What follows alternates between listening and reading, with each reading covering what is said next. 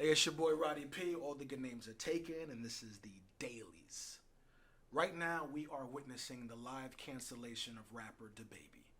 DaBaby, whose real name is Jonathan Kirk, also known as Baby Jesus. This past week, during his Rolling Loud performance time, he decided to give a mini rant filled with hatred and homophobia. There are certain individuals that have supported his rights to free speech, but the backlash is real. There are megastars such as Elton John, Madonna have spoken out against him. He's been dropped from a festival in the UK. I'm not going to repeat the words that he said, but people to put their lighters up if they do this, if they do that. And then he had one specific period where he spoke on the actions that perceived actions from him that what homosexual males may do. And then he also he indirectly contributed the spread of AIDS solely to the homosexual community, which is, bro, we're in 2021.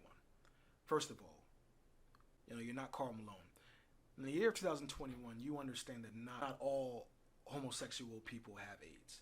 You also know that AIDS and HIV is not spread solely through homosexuality. Anybody can get AIDS, bro. You can get AIDS from drug use. You can get AIDS from a plethora of things, from heterosexual sex. This is pure ignorance and hatred.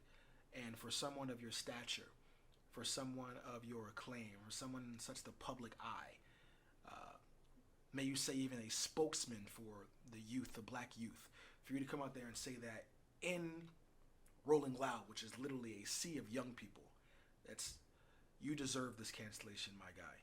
You 100% deserve this cancellation. Like I said, the real question is,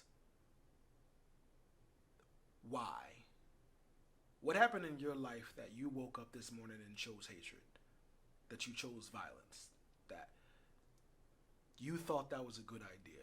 We can't have that, especially as black men in America who are literally losing our lives back and forth. The justice system is against us. This blatant hatred. I live in New Jersey. We just recently had an issue where just blatant hatred just overtook an area.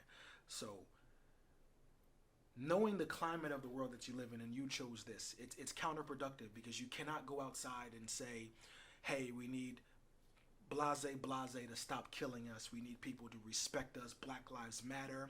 We are struggling. We are fighting for survival and respect, and then turn around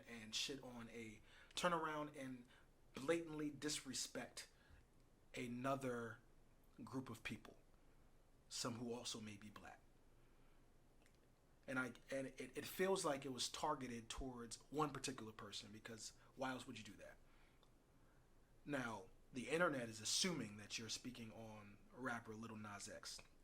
I don't know the situation, but regardless of the reasoning behind that was extremely inappropriate. You need to sit down, my guy.